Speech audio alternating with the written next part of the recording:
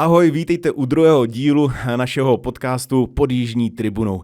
V podcastu, ve kterém se budeme bavit hlavně především o sportu a chceme se zde bavit nejenom s lidma ze sportu, ale zatím jsme u lidí ze sportu. Kdo je dnešní host? Naším dnešním hostem bude několikanásobný mistr České republiky ve fotbale, mnohonásobný reprezentant České republiky a nynější asistent trenéra Zdeňka Frťaly, Honza Rezek. Ahoj Honzo. Ahoj chlapci. Honzo, my jsme si připravili, nebo my bychom s tebou chtěli sjet, dá se říct, tvůj příběh, vlastně tvůj životní příběh, který se dost odehrává i tady přímo v Teplicích, ale nejenom v Teplicích a mně přijde jako hodně zajímavý. A tak jsme si řekli, že bychom to vzali hned trošku od začátku teda. Tak, Březno u Chomutova. Jak se tam začíná s fotbalem? Jako pro mě asi v tu dobu to byla jediná volba, jelikož vlastně mám 2 starší bratry a taťka byl předseda březenského fotbalu a měli jsme tam vlastně, nebo já měl spolužáky a kluci měli samozřejmě spolužáky, bylo tam hodně dětí, kteří vlastně se věnovali jenom tomu fotbalu, ještě tenkrát na půl škvárovém, na půl travnatém hřišti a vlastně veškerý volný čas jsme trávili tam před školou, po škole, nebo spíš o víkendech po škole, takže jako fotbal pro mě byla asi jako jediná volba. Tak ono se říká, že v té době až úplně tolik možností jako nebylo. Tak my jsme tam měli už i tenkrát, jsme měli třeba tenisové kurty, měli jsme rybník, který nechávali vlastně napuštěný i přes zimu, aby jsme tam mohli hrát v zimě hokej, takže i tyhle ty možnosti byly. V Chomutově samozřejmě se hokej hrál, ale tam jsme úplně zase tak často nejezdili, takže pro nás vlastně to Březno v té době byl takovej malej jako zavřený svět a když už se někdo třeba z našich známých, nebo když jsme se jezdili dívat na fotbal do Chomutova, tak to pro nás bylo jako něco jako wow. To už byla jako druhá liga, to bylo jako asi jako dneska, když se přijete podívat na Spartu, tak takhle jsme my brali vlastně fotbal v Chomutově, takže říkám, fotbal pro nás jako byla jediná volba. No a ty jsi začínal v kolika s tím fotbalem, tak? Tak začínal jsem, co si pamatuju, tak v 5, 6 letech a tím, že tam bylo hodně kluků, který už jako ten fotbal hráli a v té době se hrál žákovský fotbal ještě na štířku, tak my vlastně mladší kluci už v těch 6 letech jsme hráli třeba s 10letýma, s 12letýma klukama, takže si myslím, že taková ta silová průprava už u nás byla.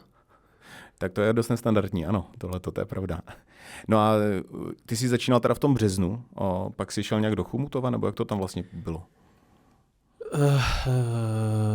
Takhle to bylo, já jsem vlastně byl do 12 nebo do 13 let jsem hrál ve Březně, postoupili jsme vlastně, já se teď úplně, myslím, že do krajského přeboru, žákovského, a pak vlastně po mně šáhl Chomutov a následoval jsem vlastně svoje 2 starší bratry, který vlastně Kája, ten už hrál za Ačko a David ten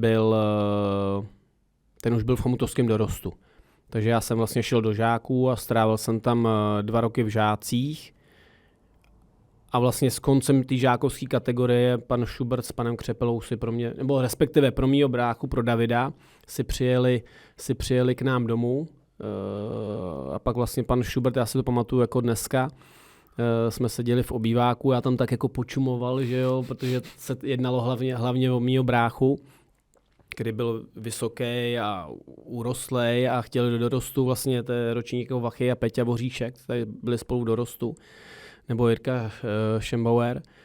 A pan Schubert pak najednou se jenom podíval a říká, a co mladej tady? A teďka říká, ne, ten má ještě čas, ten má ještě rok čas, ten musí nejdřív dodělat školu. Takže se to vlastně o ten rok prodloužilo, ale pak jsem vlastně bráchu následoval do Teplic. A jaký to je vlastně přechod? Šel jsi Březno, Chomutov, Teplice, ale tady poprvé si byl asi jako dál od rodiny. Tak určitě ti pomáhalo asi to, že jsi tady měl bráchu? To 100%.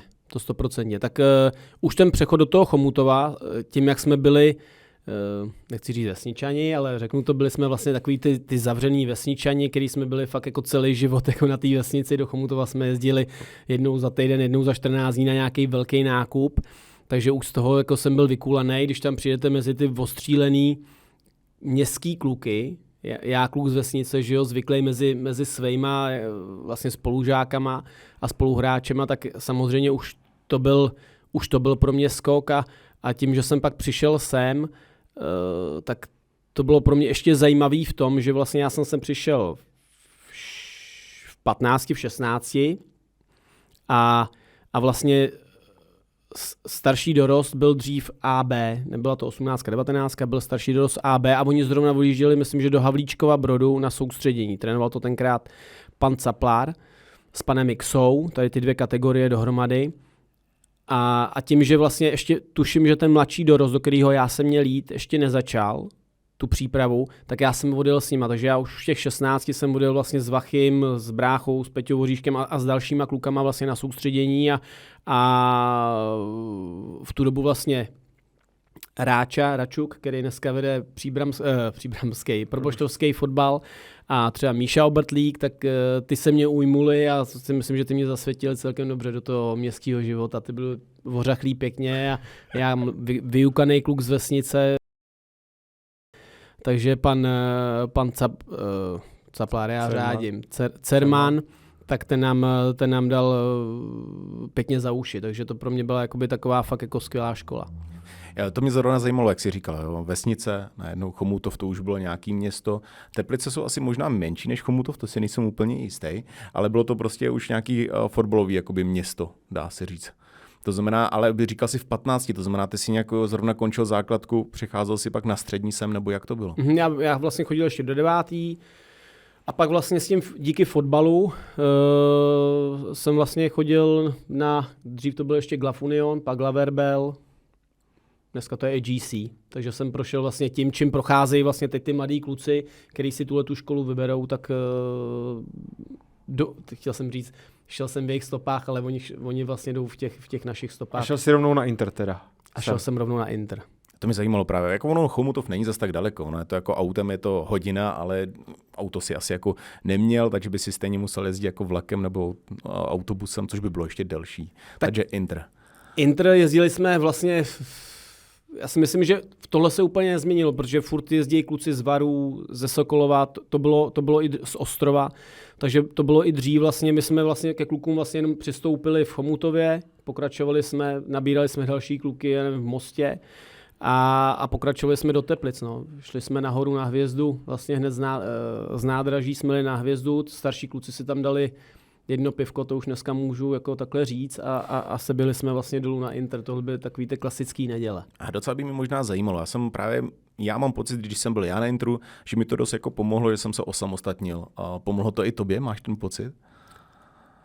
Tak 100%. Samozřejmě trošku mi to ulehčilo, hodně mi to ulehčilo to, že jsem tam měl bráchu, který už sice nechodil do školy, ale měl tam zařízený ubytování, protože už chodil do práce a vlastně tam byli kluci, který se mnou hráli. Pro mě jakoby asi největší ta změna byla, že já jsem vlastně ve Březně, škola byla od 8, takže já stával v půl 8, měl jsem to 5 minut do školy, takže jsem chodil, ty, co to mají vždycky blízko, chodí pozdě, takže já jsem pravidelně chodil pozdě a tohle to pro mě byla obrovská změna, že já jsem vlastně z těch vodních staveb, než jsem se dostal do Řetenic, tak jsem musel vlastně projet půl hodiny, takže jo, bylo to pro mě obrovská změna, ale myslím si, že jsem nebyl zdaleka jediný, kdo to zvládl a myslím si, že teď i slýcháme ty příběhy, nebo když jsme byli vlastně ještě loni u dorostu, tak vlastně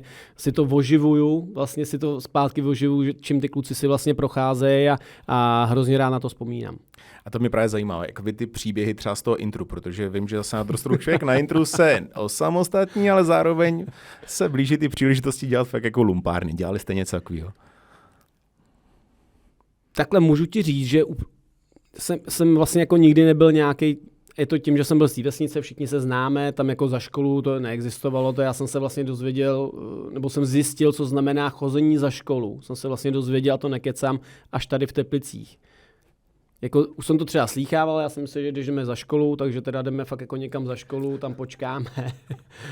Až tady vlastně, když jsme měli pak třeba ve druháku, ve třetíku nějaký praxe ve sklárně, tak člověk si rád přispal Tam jsem se s tím samozřejmě setkal, nejsem na to hrdý, nikomu to nedoporučuji, hlavně jestli třeba na tohle budou koukat naši dorostenci, ale je to realita, ale my spíš jakoby lumpárny, co jsme dělali, teď zrovna nedávno, já nevím, jestli Přemovi, Lipšovi jsem to vyprávěl, že jsme chodili, vlastně na vodních stavbách je tělocvična, kam jsme si vlastně chodili pak ještě večer, třeba ne úplně každý den, ale v obden jsme chodili hrát ještě fotbal do haly a vlastně v jeden den nás přišli vyhodit volejbalisti, tam chodí, nebo házenkáři, myslím si, že volejbalisti.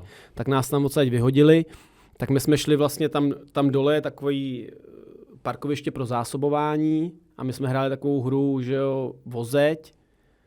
No a já samozřejmě jsem trefil v okno. Takže rozbilo se v okno, my vzali míč a zdrhali jsme dolů do Trnovan a že si to obejdeme a že se vrátíme, že jo, jakoby nic, ale chytrý volejbalisti, to už byli dospělí chlapi, tak ty si nás vyčíhali, ty nás jakoby nachytali, čapli nás jakoby za flígr, teď nepřeháním, byli jako ostrý, přitáhli nás na ty vodní stavby zpátky a myslím si, že pan Schubert tenkrát ještě v té době to pak musel nějak žehlit. Takže spíš takovýhle lumpárny, nebyli jsme úplně žádný jakoby záškoláci, nebo že bychom chodili na pivo, to ne. Tak jako dobrý, já vím, že Intr na vodních stavbách stále stojí ve stejném původním složení, takže to je jako dobrý. Jo, to si myslím, že jsem tam samozřejmě zažil kluky, kteří byli živější, nemuseli to být nutně fotbalisti a ty samozřejmě těch aktivit měli víc, ale myslím si, že v té době ještě fakt ty kluci, co jsme tam byli, tak fakt jsme byli jakoby fokusovaný hodně na ten fotbal. No. A když budeme u toho fotbalu, tak pak ses vlastně jak převrhl nějakým způsobem do toho Ačka a my jsme tady v prvním díle měli vlastně Tondu Rosu a ten říkal právě, že když jsem přišel do toho Ačka, tak se necítil úplně zrovna dvakrát komfortně, protože tady byly prostě ty ostřílený, ty starší. Mm-hmm. Jak jsi to měl ty, když jsi se dostal do Ačka? A ještě ti trošku předběhnu, já si myslím, že já to neměl úplně nikdy tak jako nalajnovaný, že nikdy jsem jako nebyl úplně nejtalentovanější v těch kategoriích. Myslím si, že tam byli kluci Kostečka, Ondrejkovič, Milan Gablík i Draghi, který měli jako víc talentu, ale myslím si, že takovej ten chtíč, jakoby, že to chceš dokázat, tak to jakoby pak převládlo a taky neměl jsem to úplně jako Toníček, který šel, jestli se nepletu, z dorostu rovnou do Ačka. Já tam byl na pár trénincích, ale já jsem šel tou cestou, že jsem šel vlastně skončil jsem dorostu, šel jsem do B týmu, jako většina kluků, který trénoval zase pan Cerman, pro mě asi v té době zásadní trenér. A vlastně strávil jsem půl roku v Bčku, tam jsem dal, myslím si, že za ten půl rok 11-12 branek a pan Bekakis v té době trénoval Chomutov, který byl vlastně farmou Teplic a bylo tam spoustu kluků starších, který taky si prošli dorostem a byl tam vlastně Luďa Altman, Četverik, Golman, takže jakoby takovýhle... Tomáš je teď úplně ztracený u těch jmen, ale já jsem v pohodě, to jsou vlastně mladýho Čeťu jako syna, teď jsme trénovali, že jo? Takže ty už teď vlastně jsme potkávali vlastně děti těch kluků, že jo? Páti Koláře a tak dále. Takže já jsem pak šel vlastně, půl roku jsem strávil v Bčku, půl roku jsem šel do Chomutova hrát druhou ligu, takže zase o stupínek výš a ten půl rok se mi taky celkem povedl a pak jsem šel vlastně na přípravu do Ačka, už jako oficiálně, už to nebylo tak, že jdeš jako lepit někde díru, když nemáš počty, ale šel jsem na přípravu do Ačka, který trénoval vlastně v té době pan Cipro s panem Strakou a už jsem tady zůstal. A dokdy jsi vlastně byl na Intru, protože Tonda nám tady říkal, že ty jsi byl jeden z těch, ke kterým on vzlížel, že on když přišel na ten Intr v těch 13, 14 nebo kolik mu bylo, tak říkal, že vlastně ty jsi tam byl jako jeden z těch, co už vlastně byli na pokraji toho Ačka a byl si takovej ten jako vzor tady pro tady ty mladý. Vnímal jsi to třeba? Takhle, já se přiznám, že jsem to viděl, jo. A u tohohle jsem se trošku zastyděl, protože samozřejmě Toníčka jsem si vůbec nepamatoval, že by byl na Intru. Toníčku, omlouvám se ti, ale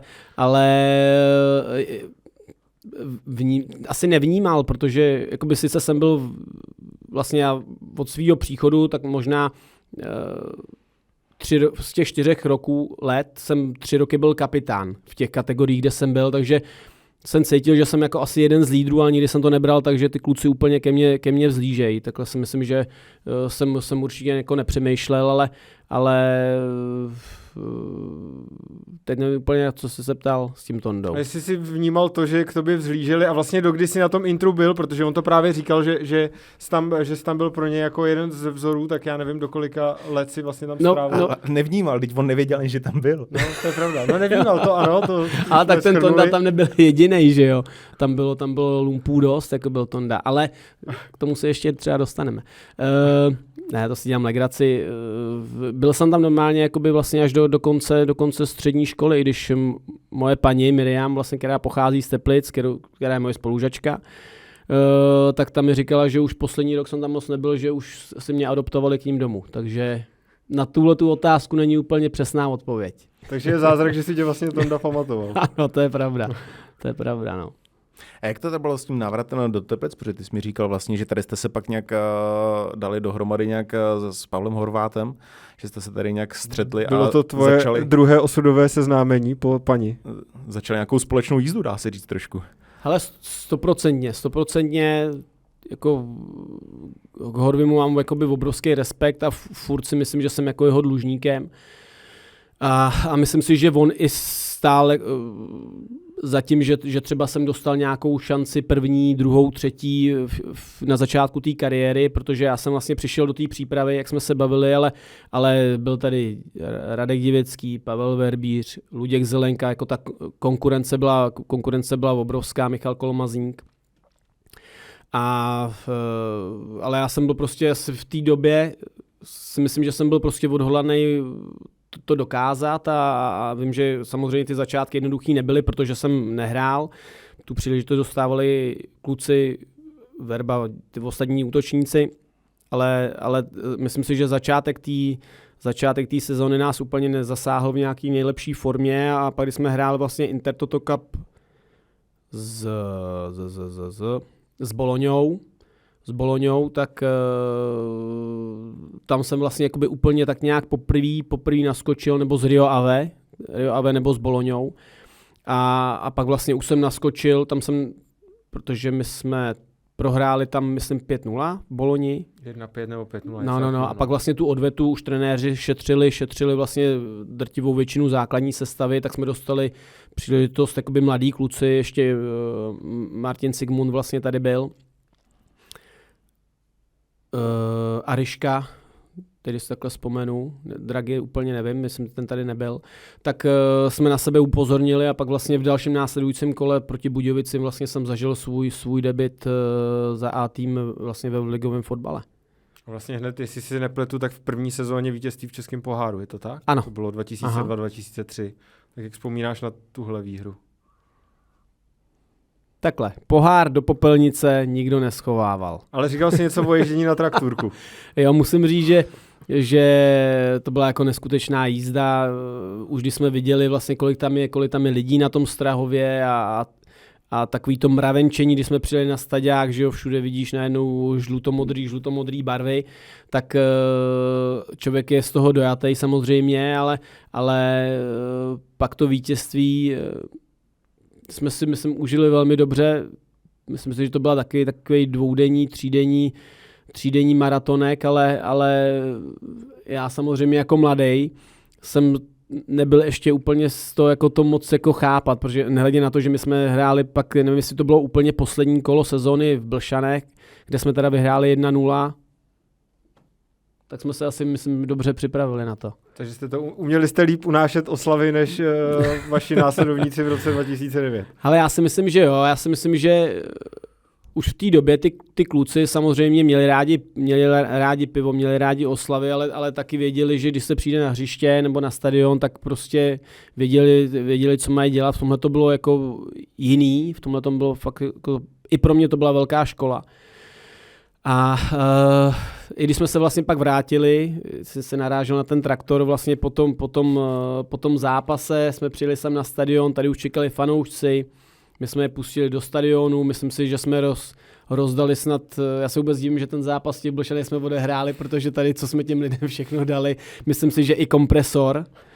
Pak jsme vlastně kopačky a chrániče, fakt jako to bylo šílený, ale v té euforii člověku to je úplně jedno. A pak vlastně jsme byli, myslím si, že existují nějaký fotky vlastně ze stadionu, kdy tam byl nějaký traktor i nějak měli kluci trávníkáři připravené a my jsme ho samozřejmě oblezli, nejezdili jsme na něm, ale jenom jsme se na něj posadili, fotili jsme se tam s pohárem, s fanouškama, takže to bylo nádherný. Trenér František Straka, tak kolik proběhlo Tataráku a tady těch věcí během té sezóny, kdy jste vyhráli pohár? No, byli. On to měl rád, pak nevím, jestli úplně od začátku on měl jako v hlavě, že tohle toho bude nějaká jeho metoda, ale samozřejmě Tataráky si pamatuju, pak hlavně ze Sparty, teda tam už to bylo ve velkým, ale samozřejmě trenér uměl vlastně si najít tu cestu k těm lídrům toho týmu a o to pak měl tu práci jednodušší. Počkat, jenom možná asi pro vysvětlení ty, co to nevědí. Jo. Aby jsme tomu správně porozuměli. To znamená, že trenér Straka vám dělal Tatarák jako vám klukům. Měl v tom nějaký důvod, jako že vám to dává něco? Hele, no, říkalo se, že před zápasem by si měl jíst syrový maso, aby to pak od tebe lítalo na tom hřišti, ale úplně nevím, jestli... A funguje to? Ale nemyslím si. Upřímně nemyslím si, ale je to jako nějaký prostředek, je to nějaký rituál. Je to nějaký rituál, který prostě mu fungoval a mu věřil a proto to praktikoval nejenom tady, ale pak samozřejmě, co slyšíme i v těch, já si ho pamatuju pak ještě ze Sparty, i v těch ostatních angažmá, no. Ale osobně si myslím, že nám ho nedělal. Vždycky nám ho nechali jako...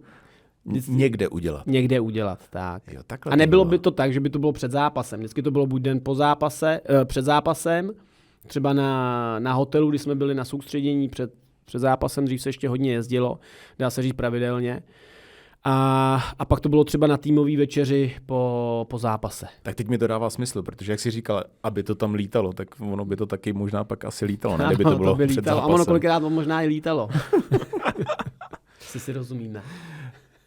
Rozumím. Přišel podzim 2003 a vlastně tažení v evropských pohárech, tak jak vzpomínáš na ty zápasy s Kaiserslauternem, s Feyenoordem? Pohádka, jako pro mě to byla pohádka a tohle to je další vlastně takový milník nebo další z případů, kdy já Horvimu jsem jakoby vděčnej, protože já tuším, že tu sezónu jsem úplně jako nezačal, jakoby herně nebo v základní sestavě a já tuším, že až do zápasu se Spartou přišel, protože trenér Straka měl ještě takový další z rituálů, byl, že vždycky den před tím zápasem si pozval Horvio a starší hráče, nevím, možná, že Verba bude vidět líp, on tomu říkal Bavsona, na malý pivo a tam spolu probírali nějakou strategii do zápasu. A tam se ho zeptali, jestli už není na čase, že by jsem tam jakoby vyběhl a Horvio mu řekl, no jasně, jsem připravený a blablabla a zbytek je historie. No, takže já jsem šel do toho zápasu. Myslím si, že jsme ho vyhráli, že Radek Divecký na konci dával góla, jo. Před severní tribunou, ve skuzu takový jako Vermatter má, ale nevím, jestli to nebyla remíza, nebo jsme vyhráli, to se nepamatuju, ale vlastně od té doby já už jsem pak jakoby nastupoval a vlastně tu půl sezonu už jsem jako hrál celkem pravidelně, no. S kým jsi vyměnil dres? Robin van Persie třeba. Ten nehrál proti nám tam. Na Feyenoordu. Byl zraněný, ale jako já byl vždycky jako, a to se mě drželo vlastně celou kariéru, že já jsem to jako necítil, tyjo. Že by jsem šel jako k někomu já jsem se bál, to je jako s holkou, já jsem se bál odmítnutí. Takže proto já jsem jako radši, ale mám spoustu svých dresů teda, který jsou teda taky hodně jako rozdaný. Takže já jako, to už muselo být, aby jsem si šel k někomu pro dres. Vím, že po Kaiserslauternu jsem se vyměnil s Rodriguezem, který hrál střední zálohu a asi jsme šli nějak kolem sebe, tak jsem se ho zeptal, jestli change. A on, když mě viděl ušatýho, malýho, říká, jo, tak to by ho dám, no. Takže s tím mám, jako pár drezů mám, ale spíš mám ty svoje. Že občas dneska už si hráči jako chytají ty hvězdy i o poločase, že jo, a domluvají si to a to, že trenéři jsou z toho nešťastní. Občas to tak jako slýchám, že se někdy ani jako nesoustředí na zápas a pomalu by si radši měli to je právě to, že já jsem jako nikdy nechtěl nikoho o nic jako škemrat, nebo prosím mě to prostě, nevím, hele, každý si dělá, co chce, ale tohle prostě jsem nebyl jako nikdy já. Jednu jsem tu chybu udělal, když jsem šel vlastně, když jsem cítil šanci mít dobrý dres, když jsme hráli proti Španělsku, vedli jsme v poločase, Jarda Plašil dával 1-0 kvalifikace, pak jsem udělal penaltu, to je jedno. No k tomu se vrátíme, neboj. Jo, tam bude, taky to máte, jo. Super. Ale Skotsko tam nemáte, ne? Ne, to vůbec. No a v poločase jsme vedli 1-0 a já jdu do kabiny a vedle mě šel Xavi. Momentálně trenér Barcelony. A já mu říkám, jestli si teda se mnou nemění ten dres. A ten podle mě se na mě ani nepodíval. Nos nahoru a říká, my nemůžem. A šel. Takže říkám, jenom jsem si potvrdil, jaký jsem blbec, že prostě nebudu nikomu škemrat o dres, takže já jako fakt už to muselo být, že jsem si, nebo víš co, že to je takový, jako, že už vidí, že se s někým jako vyměníš, ale jinak jsem si nechával hodně svých drezů. Nebyl tohleto ten bod, jako že se to v tobě zlomilo a řekl jsi, ne, já už si s nikým nic nevyměňuju? Ne, to já měl fakt jako takhle jsem to měl fakt od začátku, že mi přišlo prostě až jako trapný, ale říkám, je to prostě jenom můj pocit, já to takhle prostě cítím, vůbec jako nemám nic proti tomu, když někdo za někým jde samozřejmě, když hraješ proti Messimu, já jsem za tím Xavim ve finále šel taky, že jo. Ale nevím, asi mám blbej ksicht na to, že prostě, že mi řekl, že ne, no. A vlastně ty si po tomhle půlroce, kdy jsme hráli Kaiserslautern, Feyenoord, šel do Sparty, jak tě třeba mrzelo, že jsi přišel o ten dvojzápas se Celticem, který byl až na jaře? No, samozřejmě mrzelo, protože Celtic, že jo, Henrik Larsson v té době pojem, jako do dneška samozřejmě, Celtic obrovský klub. Podobný účest potom. No, to bychom tam vlastně, by si nás mohli lidi splíst. No. To bychom si mohli vyměnit ty drezy a tam mohl zůstat. No. To je ty forky tvoje. A ne, samozřejmě člověk o tom přemýšlí zase na druhou stranu.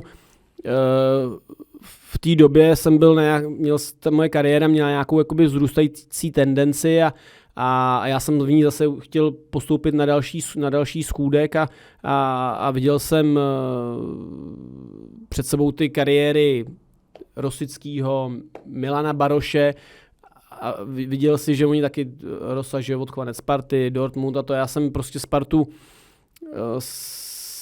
jsem v té době bral, že to bude jakoby odrazový můstek zase někam dál.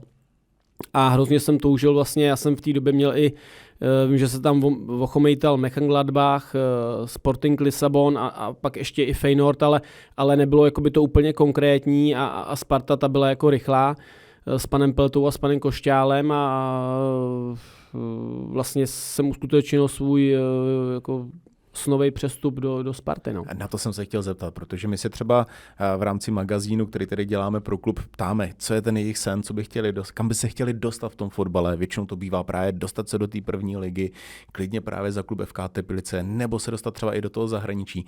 Ty, když jsi začínal tady a přestoupil jsi sem, měl jsi nějaký takovýhle sny, měl jsi něco už v hlavě, kam bys to chtěl jako dotáhnout?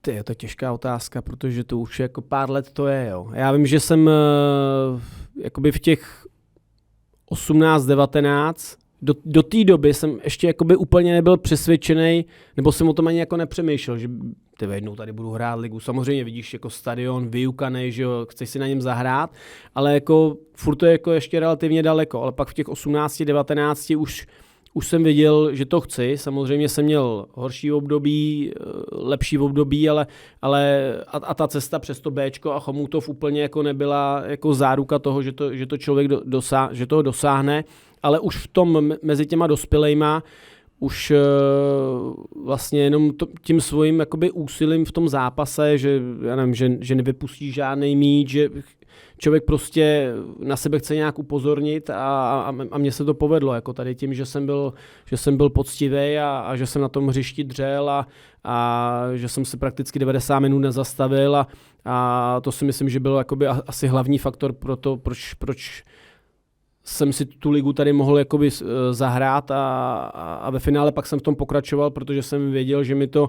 A ve finále po mně ani nechtěl nikdo nic jiného, že jo.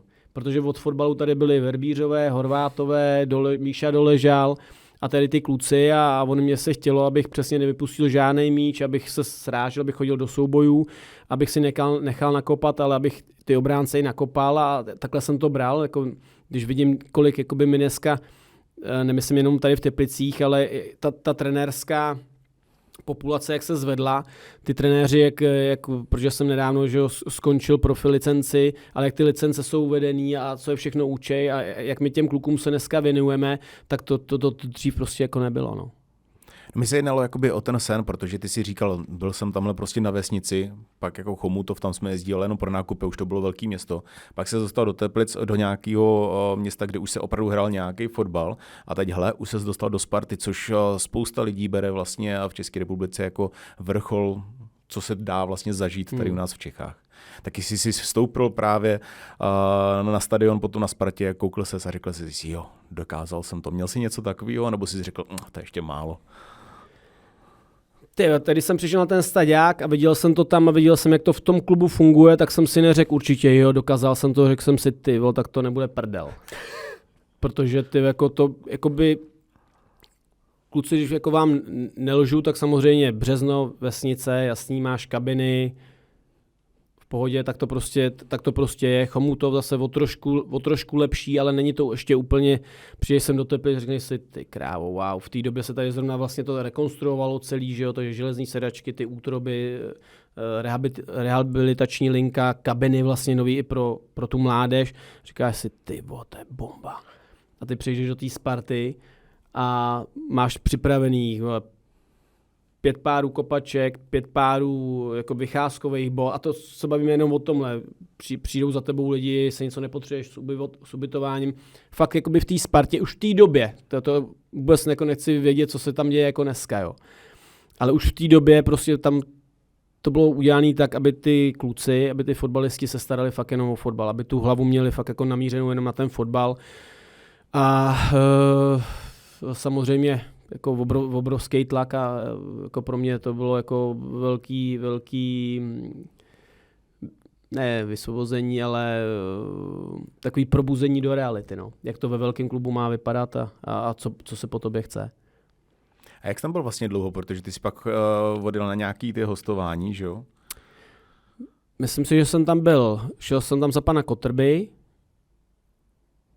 To vlastně ještě tím, že jsem já hrál vlastně poháry tady v Teplicích, tak jsem pak na jaře nemohl hrát Champions League, když hráli proti AC Milan. Junko dával góla, myslím, to bylo AC Milan. A takže vlastně i to byl jakoby jeden z důvodů, proč já ve finále jsem to tam nezvládl, protože ty kluci mohli pak hrát tady ty zápasy, už pak jako Junko začal hrát skvěle a těch šancí ubývalo, ale byl jsem tam, myslím si, že rok, šel jsem do Ruska na rok a pak jsem tam byl ještě 2 roky, 3,5 roku, myslím si, že jsem tam byl. Rusko. Dohromady. Jaký bylo angažmá v Rusku v té době vůbec? Jaký je fotbal v Rusku? Ty kluci popravdě obrovská kvalita. Jako Rusáci, jako technicky, jako fakt jako musím říct, že v té době Krásnodara to byla 2. ruská liga. My jsme chtěli postoupit do 1. Trénoval to vlastně Pepa Chovanec. A zase pomohlo mi, že tam byl Roman Lengyel, takže ta jakoby aklimatizace byla celku dobrá.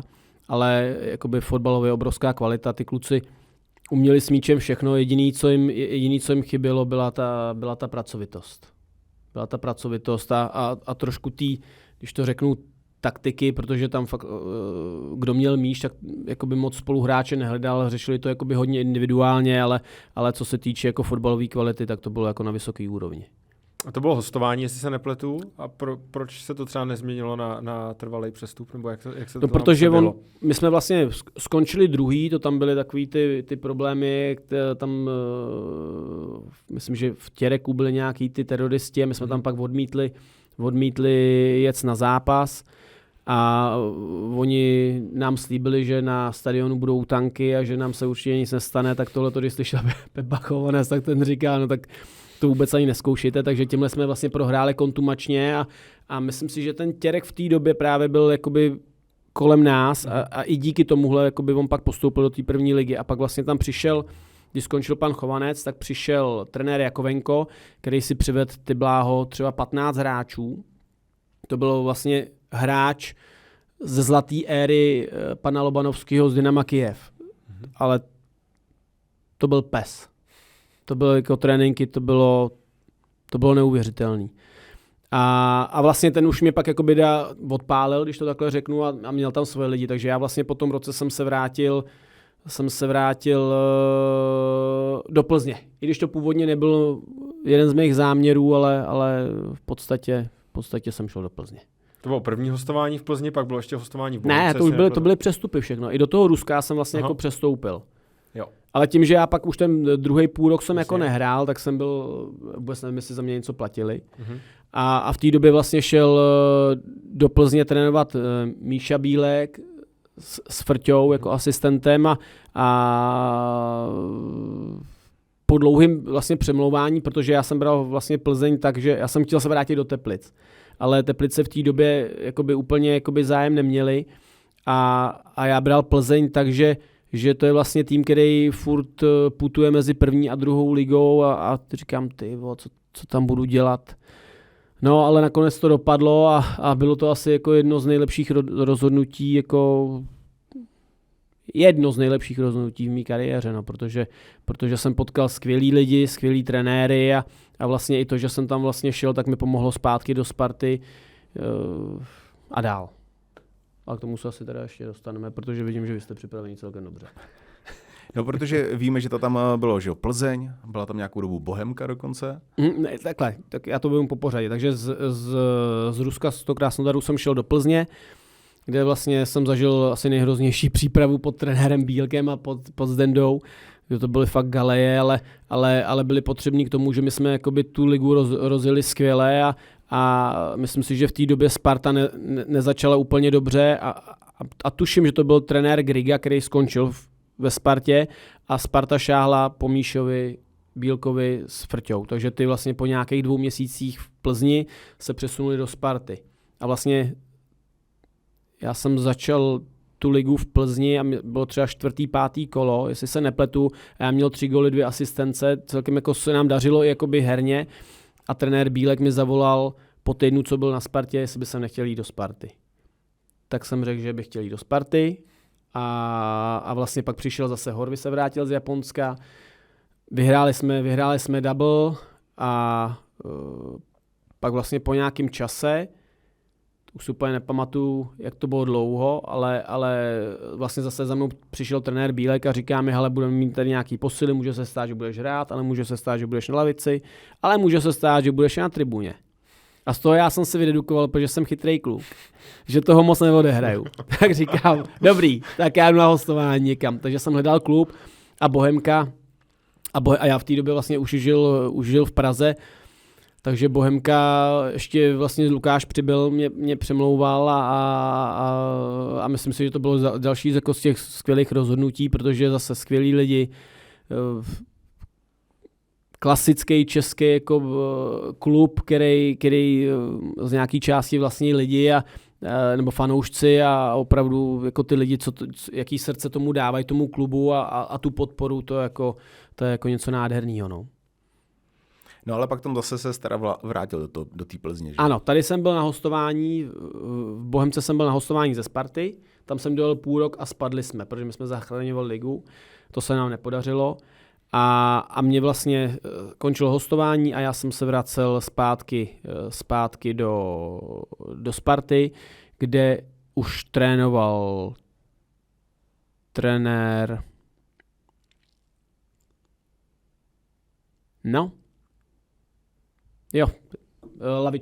trenér Lavička.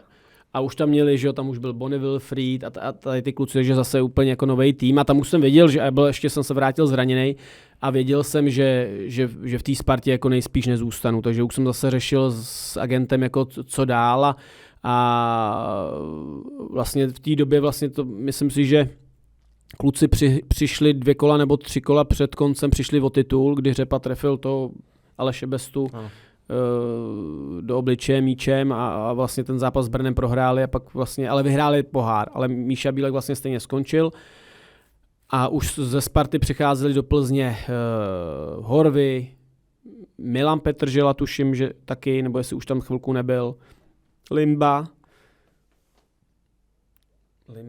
Jo, a Dan Kolář přišel, už tam byl i Tomáš Poštulka a Dan Kolář přišel vlastně až na první kolo. Ten přišel o trošku později, takže říkám, hele, jako pokud je nějaká možnost, že by mě jako Plzeň chtěla, tak by jsem šel jako radši do Plzně, nejradši do Plzně, protože si myslím, že tam bude skvělá parta.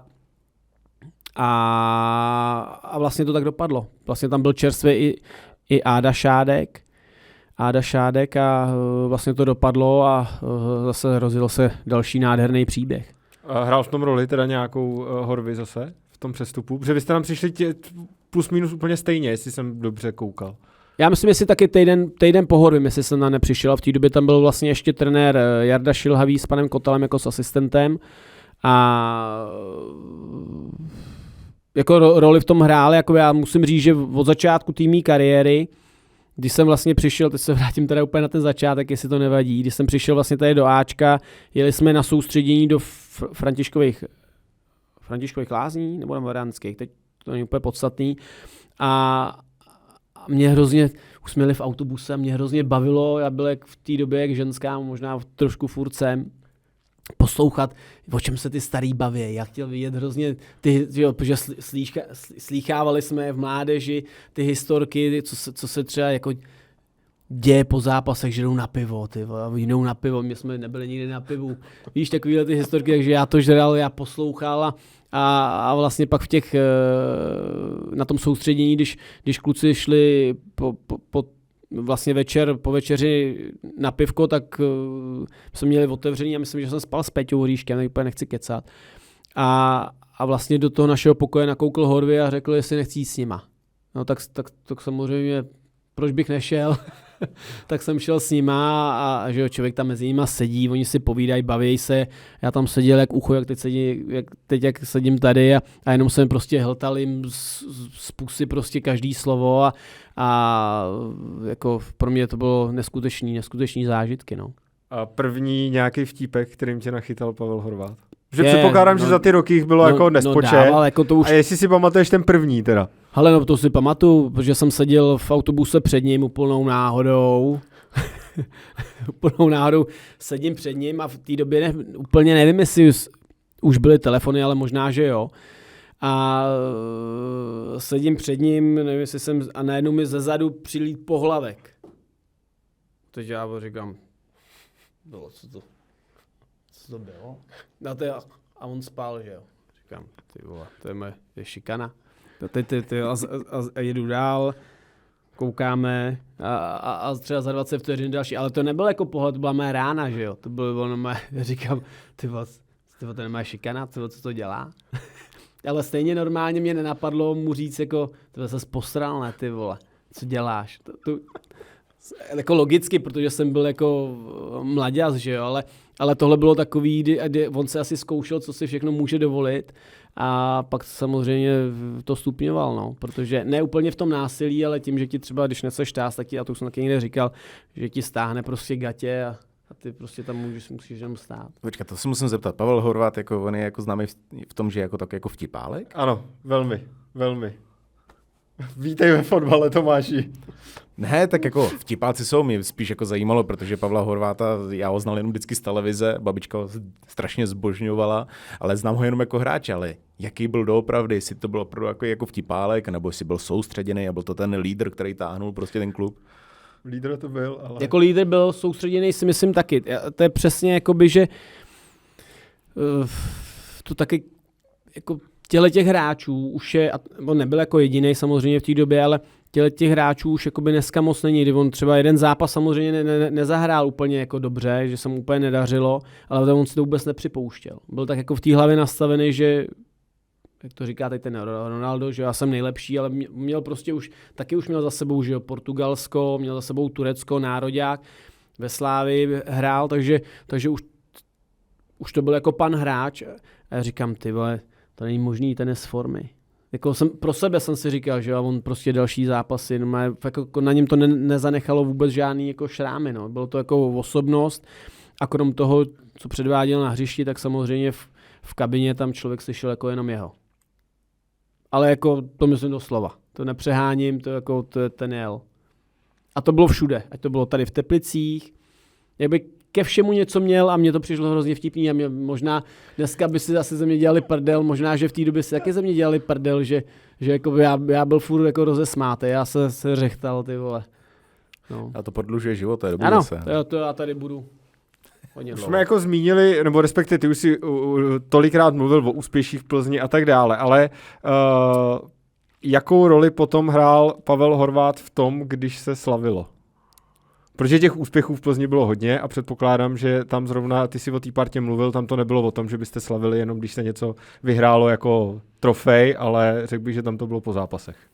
Jo, tak samozřejmě my i tím, že tam bylo spoustu, to je vlastně, jakoby já to trošku můžu přirvat i tady dneska k nám, k naší kabině, tak taky jsme byli Pražáci, dojížděli jsme, ale měli jsme nařízeno, že když budou 2 tréninky, tak tam prostě musíme spát, no. A bylo to hotový. No, a je to jasný, že jo. Takže jsme jakoby, a v té době vlastně, já neměl děti, Horvy snad byl jako jedinej, Tomáš Poštulka, jasný, ty starší kluci, ale nám bylo třeba kolem 24, 25, ještě nikdo neměl jako nějak moc rodiny a tak co budeš dělat doma, no, tak půjdu s klukama na Ligu mistrů, no, tak jsme šli na Ligu mistrů a druhý den na trénink. A po zápasech, protože se nám jako dařilo, tak jsme šli na večeři a v pár případech se stalo, že jsme si to protáhli až do rána, ale ty nebyly úplně jako pravidelný ty případy. No a pak tam byla nějaká historka, že jste to protáhli do rána a zaklepali jste na to, trenéra Vrbu. Ano. Přitom trenér Vrba jako na mě působí jako morous. Ale předpokládám, že v tomhle vašem období to tak určitě nebylo. Nebo teda když snes tohleto. Ale možná, že působí, ale v té době on jako začínal a já si myslím, že on jako taky asi úplně jako nečekal, jako co se z nás jako, nebo co se z nás stane, my jsme byli jako furt stejný, prostě soustředění na fotbal a tohle to k tomu patřilo samozřejmě, když to na někom poznal, tak taky nebyl jako úplně rád, tady ta historka se stala, to musím říct, že koukal teda. No, já to jako byl překvapený, jako, ale vzal to fantasticky, protože on nás vlastně pozval dovnitř. Ještě měl takovou, oni říkají, měli tam na Ostravsku, že jo, ty bucu, místo ty vole, asi to znamená ty bucu. Co tady děláte vy buci? Otevřel, říká, pojďte dovnitř a my jsme mysleli, že dostaneme sodovku a tak on nalil 3 paňáčky. Myslím si, že jsme tam byli jako už jenom já s Horvem. Nevím, jestli tam třeba byl Dan Kolář, momentálně sportovní ředitel Viktorie Plzeň. Tak se mu omlouvám, ale normálně to vzal jako fantasticky. Já třeba dneska úplně nevím, jak by zareagoval, kdyby mi takhle někdo přišel jako v 6 ráno nebo v 7 ráno jako zaťukat na dveře. Já jsem chtěl říct, co tebe jako hráče v té době, předpokládám, že to byl nápad Pavla Horváta, ale to je jedno, co vás jako hráče jako přepadne v hlavě, že si řeknete, to je skvělý nápad jít zaklepat na trenéra domů. Jako pro mě v té době, jako cokoliv řekl Horvě, tak byl skvělý nápad. Takže já jsem samozřejmě nejdřív to asi bral, takže to je jako legrace, ale pak jsme jako sedli do toho taxiku a vyrazili jsme, tak už možná už jsem jako střízlivěl a no, byl toho jako Horvyho nápad 100%, to si myslím, že jako nás nikoho to nemohlo napadnout jako nikdy. Budeme muset Pavla někdy fakt pozvat k nám do podcastu, protože mě vzniká čím dál tím víc dotazů jako na něj asi. Dobře. Tak. Takhle, ale musím říct ještě, když jsem tady řekl o tom střízlivění, že samozřejmě jdeš na pivo večeře, že jo, po zápase večer, ale nikdy to nebylo tak, že bychom někde po městě lezli po 4, jako jo. Jenom tohle bych jsem chtěl jako dát na pravou míru, že my jsme se fakt šli jako pobavit, šli jsme s klukama prostě pak do nějakého baru za písničkou, ale nikdy to nebylo určitě tak, že bychom dělali jako nějak ostudu. To ani nešlo, protože pan Šádek, ten měl jako tu Plzeň jako obšancovanou celkem slušně, takže ten věděl všechno a myslím si, že 1 nebo 2krát tam byl jako i nějaký průser, který on zahasil tím, že nám dal jako pokuty, ale ale dal nám šanci si tu pokutu vyhrát na hřišti. To znamená, že kdybychom zvládli další zápas, pokuta smazaná, jedeme dál a takhle to přesně bylo. A smazali se? Smazala se několikrát. Po každý. Dobrý. Možná se jenom v rychlosti zeptám, ty vlastně za tu šňůru, jak jsi cestoval mezi těma jednotlivýma klubama, ať už je to Sparta nebo Plzeň, ty si, chápu to správně, zažil si několik vlastně vítězství poháru teda? Ano, mám 4. 4 teda. A Transfermarktu jenom jeden. Takže... Zažalujem. Nejde takhle dělat. Tak mě obrali teda, jo, o 3 poháry. O 3 poháry. Máš tam jenom ten plzeňský napsaný. Takhle, když jsem hrál, mi to bylo úplně jedno, ale teď už, když už nehraju. Když už víš, že nepřidáš další, tak je to blbý, no, chápu. Ale byl nějaký i teda u Sparty? Byl si během toho, když vyhráli? Jeden byl vlastně tady s Teplicema, to byl první, pak byly 2 ze Spartou a jeden, ten čtvrtý, poslední byl z Plzní.